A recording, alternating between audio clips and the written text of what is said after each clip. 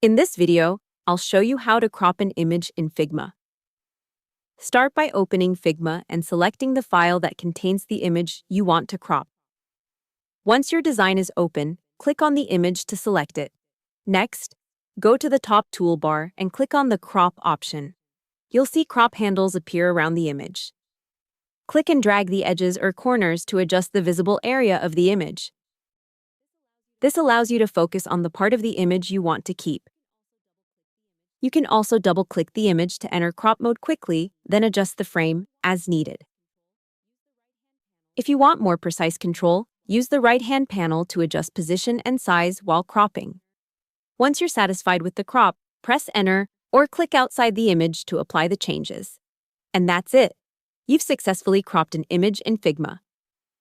Hope the tutorial was helpful. Subscribe to my channel and see you in the next video.